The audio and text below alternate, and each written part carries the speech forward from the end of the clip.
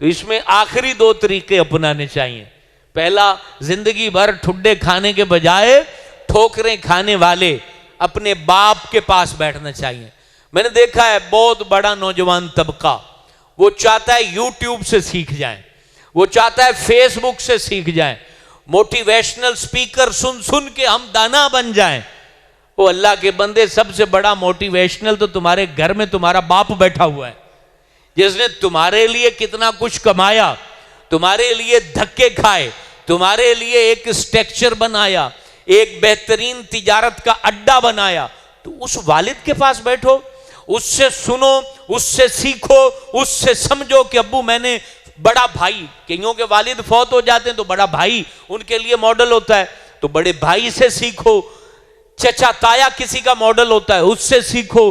ہم اپنے گھر کے وہ افراد جنہوں نے ہمیں سکھانا ہے، جنہوں نے ہمیں سمجھانا ہے، ہم ان کو چھوڑ چکے ہیں، ہم رشتوں کے ناطے توڑ چکے ہیں، ہم دناؤں کی مجلسوں کو چھوڑ چکے ہیں، ہم نے جن سے سیکھنا تھا ان سے قطع تعلق کر چکے ہیں. ہم اب سیکھنا چاہتے ہیں، ہم ان سے سیکھنا چاہتے ہیں جن سے کبھی ملے ہی نہیں، جن سے کوئی آشنائی نہیں، جن سے کوئی ملاقات ہی نہیں. ہم چاہتے ہیں وہ ہمیں سکھا دیں. وہ پھر وہ سوڈے کی جوش کی طرح 4 منٹ کا جوش ہوتا ہے، اس کے بعد حضرت صاحب اسی طرح سنوکر کے ٹیبل پہ کھڑا جوا لگا رہا ہوتا ہے. پہلے جب تک وہ تقریر سنی تو بس دنیا پلٹ کے رکھ دیں گے، ادھر سے ادھر کر دیں گے، پھر جا کے جوا لگا کے وہاں پر جوا بازی بڑی عام ہو گئی ہے. ہمارے نوجوان جوؤں کے اڈوں کے شوقین ہوتے چلے جا رہے ہیں، جوا باز بنتے چلے جا رہے ہیں، اور اس کے اوپر ہماری توجہ نہیں ہے. ایک نوسط کم تھی کیا یہ نشے کی، جو دوسری جوؤں کے اڈے اب بونگا حیات کے گلی کوچوں میں لگنا شروع ہو گئے، چھوٹے چھوٹے بچے جوا لگا رہے ہیں. تو میرے دوستو، کس طرح ہم کو یہ ٹوکن نمبر کھیلتے ہیں. یاد رکھیں، بانڈ خرید کے رکھنا وہ ٹھیک ہے، پرائز بانڈ آپ رکھ سکتے ہیں، قسمت پوری ہے، وہ پرائز بانڈ کی اپنی حقیقت ہے، اس کو مارکیٹ میں سیل بھی کیا جا سکتا ہے. پرائز بانڈ کی جو پرچی ہوتی ہے 2-2, 3-3, 100 کی لوگ خریدتے ہیں، وہ جوا ہے. یعنی نہیں لگا تو وہ پرچی ضائع گئی، وہ ختم ہو گئی، وہ جوا ہے. پرچی کی کوئی حقیقت نہیں. پرائز بانڈ آپ نے 200 کا لے لیا، 100 کا لے لیا، اس میں بھی پھر جو بڑا پرائز بانڈ ہے اس کے اوپر سود ملتا ہے، وہ جائز نہیں ہے. تو یہ چیزوں کو سمجھیں، اپنے بچوں کو سمجھائیں. اسی طریقے سے گیم کھیلتے ہیں، گیم آج کے بچے وہ موبائل کے اوپر کھیل رہے ہیں، اس میں جوا لگاتے ہیں، کارڈ لے کے اس میں فیڈ کرتے ہیں. کرکٹ میچ کے اوپر ایک ایک گیند کے اوپر جوا لگاتے ہیں. ہمارے بچے یہاں بیٹھے ہوتے ہیں اور انڈیا میں وہ جوا کھیل رہے ہوتے ہیں، باہر کے ممالک میں جوا کھیل رہے ہوتے ہیں. تو جوا باز، حضور علیہ السلام نے کہا کہ جوا باز ایسے ہے جیسے اس نے اپنا ہاتھ خنزیر کے خون اور گوشت میں ڈال دیا. اب مجھے بتا دیں، خنزیر کا گوشت آپ کے سامنے رکھ دیا جائے تو خنزیر کے گوشت میں آپ اپنا ہاتھ نہیں ڈالیں گے. تو جوا کھیلنے والا وہ اپنا ہاتھ خنزیر کے گوشت اور خون میں ڈال رہا ہوتا ہے. اور جوا بازی، اس کے متعلق یہ بھی فرمایا گیا کہ جوا باز کبھی بھی، سود خور اور جوا باز یہ دونوں اس کیٹیگری میں آتے ہیں، کہا یہ کبھی غنی نہیں ہوتے. جوا باز اور سود خور کبھی غنی نہیں ہوں گے. ان کی ہوس، ان کی ہرس مرتی نہیں ہے. وہ حل میں مزید اور آ جائے اور آ جائے اور آ جائے، اس چکر کے اندر بعض اوقات اپنے گھر کے برتن تک بیچ دیتے ہیں. تو جوا چھوٹا ہو، 10 روپے کا ہو یا 10 کروڑ کا ہو، جو بڑے لوگ ہیں پاکستان کے وہ باہر جا کے جوا کھیلتے ہیں، کروڑوں کا کھیلتے ہیں. تو کروڑوں کا جوا اور 10 روپے کا جوا، یہ سارا گناہ ہے. اور اس کے اندر اگر کسی کونے کھانچے میں بچے ملوث ہیں تو آپ اپنے بچوں کو ذرا سمجھائیں، ان کو پیچھے موڑیں.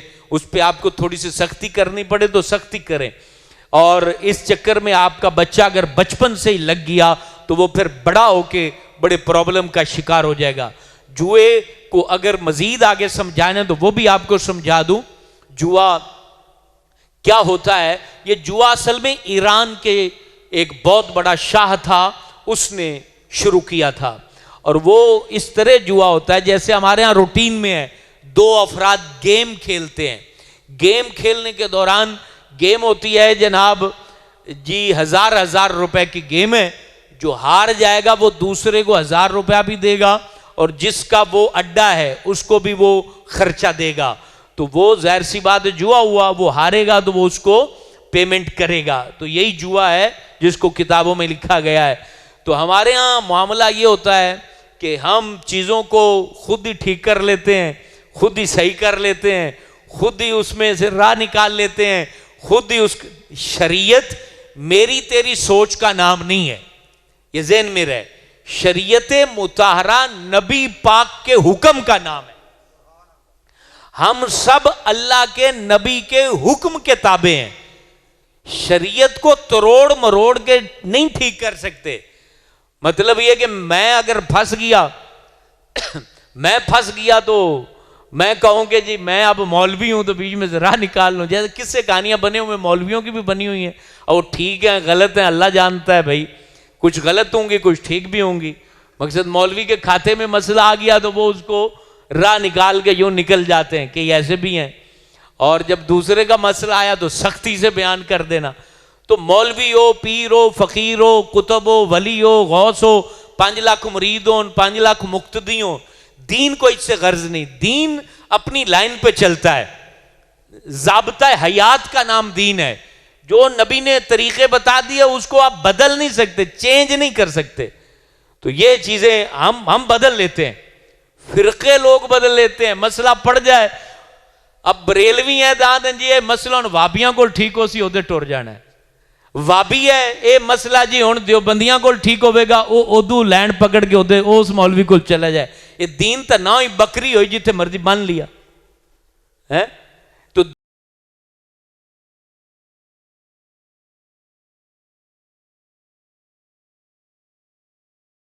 حق کی بتائی ہوئی تربیت کا نام ہے، تو دین جو ہے وہ وہی رہے گا، ہمارے پھنسنے نہ پھنسنے سے دین نہیں بدلے گا، اور کوشش کریں دین کو بدلیں بھی نہ، عمل کریں، انشاءاللہ زندگی آسان ہو جائے گی۔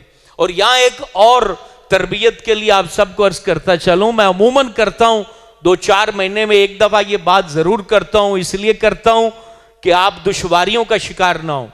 جتنے لوگ سن رہے ہو، آپ میں سے کوئی بھی شخص اپنے بیٹے کی خاص طور پہ جب شادی کرے یا بیٹی کی شادی کرے تو نکاح سے پہلے اس کو کسی عالم کے سامنے بٹھائیں، وہ اس کو طلاق کے، نکاح کے، میاں بیوی کے حقوق 10-15 منٹ میں بتائے، اس کے بعد اندے متھے تے سرا بنو اور پھر اس کو جو ہے وہ گھوڑی چڑھاؤ۔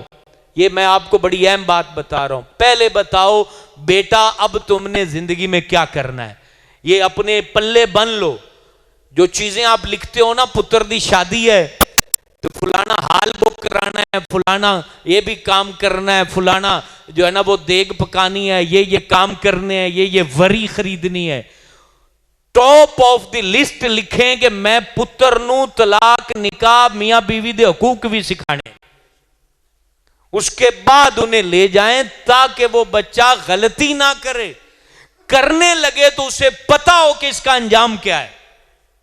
یہ چیزیں آپ نے اپنے پلے باندھ لینی ہے، آپ کو زندگی میں پھر دشواری کا سامنا نہیں کرنا پڑے گا، آپ کو پھر دھکے نہیں کھانے پڑیں گے۔ تو حضرت سلیمان علیہ السلام کی بات سے یہ بات ضمناً تربیت کی چلی گئی کہ اللہ نے ان کو بچپن سے ہی حکمت عطا کی، اور پھر حضرت داؤد کے وصال فرمانے کے بعد اللہ نے حضرت سلیمان علیہ السلام کو نبوت بھی عطا کی اور بادشاہت بھی عطا کی، اور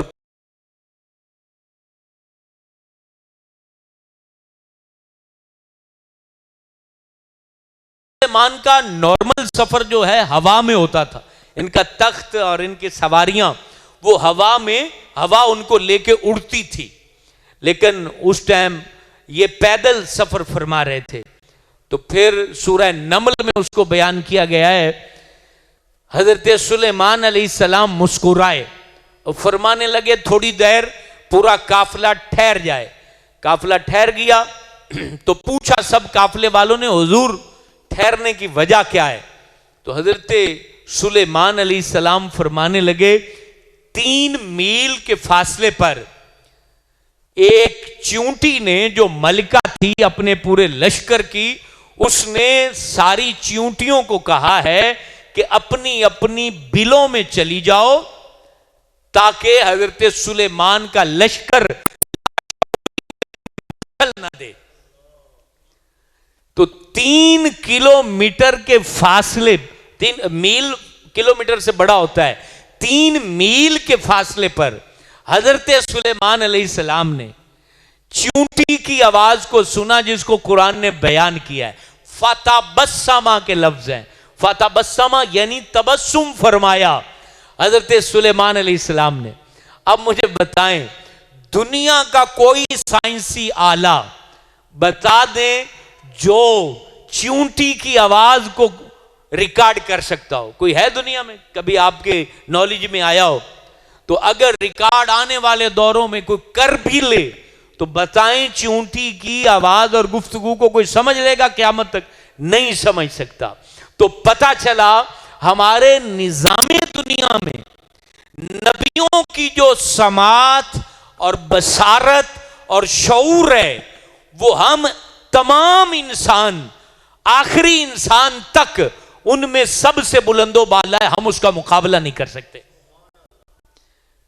جو ہمارے یہاں مناظرے ہوتے ہیں مختلف، وہ شعور کو لے کر ہوتے ہیں، اور یقیناً انسانی شعور اس کو نہیں سمجھ سکتا۔ نبی کا شعور انسانی شعور سے بہت بلند ہے۔ نبی وہ انسان ہے جس کو اللہ پاک نے وہ کچھ عطا کیا ہوتا ہے جس کے سینے میں خاص نور نبوت رکھا گیا ہو، اس کا مقابلہ میں اور آپ نہیں کر سکتے۔ تو اب آپ دیکھیں 3 میل کے فاصلے پہ اس گفتگو کو سنا بھی، سمجھا بھی، اور پھر اس پہ کلام بھی کیا، جس کو کسی ملا مولوی کی بک میں کسی فرقے نے، کسی مسلک نے درج نہیں کیا۔ سورہ نمل نے اس کو واضح طور پہ بیان کیا ہے، جو اس بات کی دلیل ہے اللہ رب العالمین اپنے نبیوں کے دلوں پر وہ چشمے جاری کرتا ہے اور ان کے شعور کو وہ بلندی عطا کرتا ہے جس کا مقابلہ کوئی انسان نہیں کر سکتا۔ یہ حضرت سلیمان کے شعور کی بات ہے، تو مجھے بتائیے محمد عربی کے شعور کی بات کیا ہوگی؟ یعنی حضور کا شعور تو پھر سارے نبیوں سے بلند ہے نا۔ نبی کا علم، شعور، فضل، کمال، وَعَلَّمَكَ مَا لَمْ تَكُنْ تَعْلَمْ وَكَانَ فَضْلُ اللَّهِ عَلَيْكَ عَظِيمًا۔ محبوب جو تم نہیں جانتے تھے ہم نے تمہیں سکھا دیا، اور اللہ نے تمہارے اوپر بہت بڑا فضل کیا۔ تو یہ ہمارے نبی کی بات تو بہت بلند و بالا ہے۔ تو ہم اس کو اگر اپنے شعور پہ پرکھیں گے تو فرقے بنیں گے جیسے بنے پھرتے ہیں۔ تو فرقوں کو نہیں بننا چاہیے، بلکہ نبیوں کے شعور اور اس کی بلندی اور ان کا استدلال اور ان کا علم، ان کا فضل اور ان کے اوپر برسنے والی رحمت، نازل ہونے والا کرم اور ان کے دل کا رب تعالیٰ سے کنیکشن، یہ کون مولوی سمجھ سکتا ہے؟ یہ کوئی بھی نہیں سمجھ سکتا۔ ظاہری لفظوں میں سب کچھ نہیں ہوتا، لفظوں کی گہرائی میں بھی اتر کے بہت کچھ ملا کرتا ہے، اور وہ جو نبی ہوتے ہیں وہاں تو لفظ بھی ہاتھ باندھ کے کھڑے رہتے۔ اور نبیوں کو اللہ تبارک و تعالیٰ نے اتنے اختیارات عطا کیے ہوتے ہیں کہ پوری مخلوق ان کے تابع ہوتی ہے۔ یہی وجہ ہوتی ہے کہ وہ اگر چاند کو اشارہ کریں تو چاند جو ہے وہ ٹوٹ جاتا ہے، سورج کو اشارہ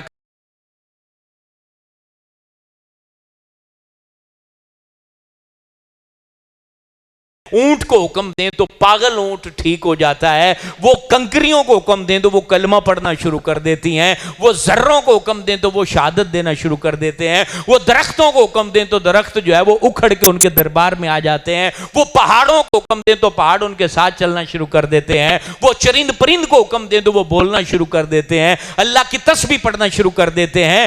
اللہ کے نبیوں کو اللہ تعالیٰ اپنی ساری مخلوق کے اوپر حاوی رکھتا ہے، وہ جب چاہتے ہیں، جو چاہتے ہیں، جس مخلوق سے چاہتے ہیں کام لے لیتے ہیں۔ لہذا ایک عام انسان کے لیے یہ بات درست نہیں ہے کہ وہ اپنی ذات پر نبی کو قیاس کر لے۔ تو حضرت سلیمان علیہ السلام کو اللہ پاک نے یہ قوت عطا کی۔ اچھا، اب جو چیونٹیوں کی بات ہے اس میں بھی ہدایت کی ایک جو ہے وہ نور کی کرن آپ اپنے دلوں میں اکٹھی کر لیں۔ اب چیونٹیوں کی ملکہ نے کہا، دو باتیں کہیں۔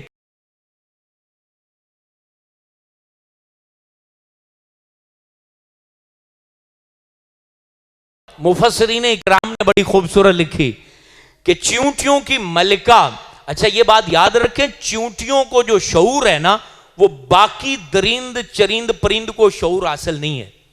چیونٹی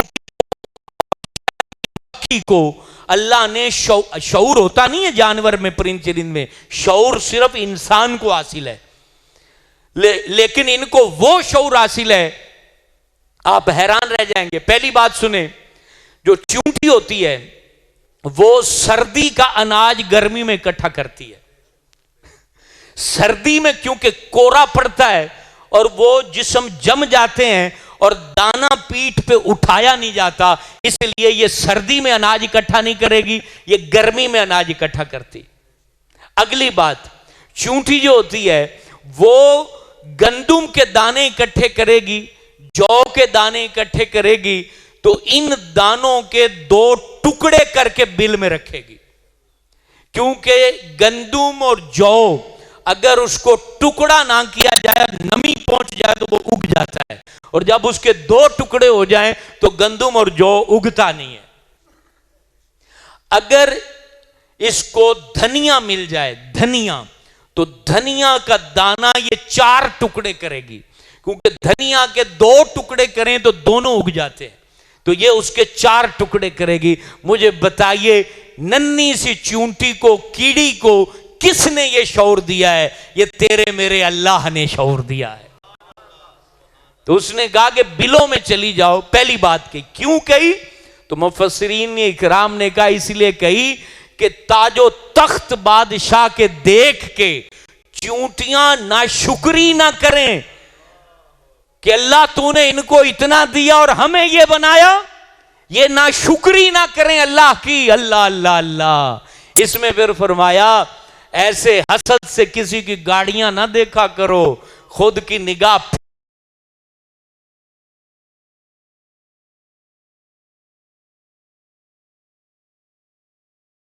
پھاڑ کے بڑی بڑی گاڑیاں دیکھتے ہیں، کیا ملے گا بھائی؟ دل جلاتے رہتے ہیں۔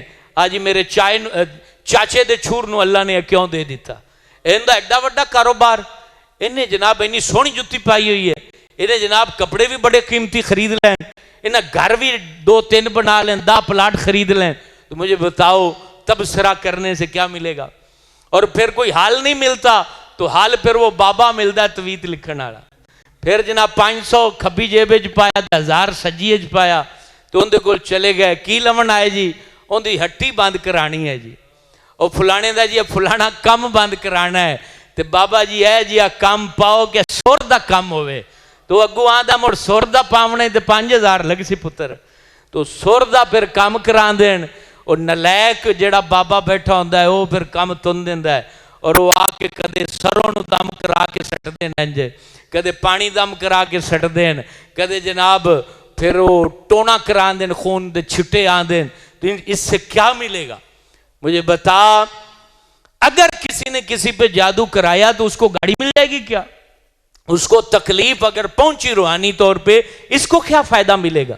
اور یہ بات یاد رکھیں، ٹائم میرا خیال زیادہ ہو گیا، یہ بات یاد رکھیں کہ جو بندہ بھی کالا علم کرواتا ہے وہ ایسے خبیث جنات کو اپنی طرف متوجہ کر لیتا ہے کہ پھر زندگی بھر وہ کروانے والے کی جان نہیں چھوڑتے، اگلا اجڑے نہ اجڑے، کرنے والا کروانے والا زندگی میں ضرور اجڑتا ہے۔ یہ بات اپنے دل پہ لکھ لیں، اللہ کو یاد کیا کریں، اللہ طاقت والا، قوت والا، اختیار والا۔ اللہ اس مسجد کو آباد رکھے اور یہاں نماز پڑھنے والے ہر نمازی کو اللہ آباد رکھے۔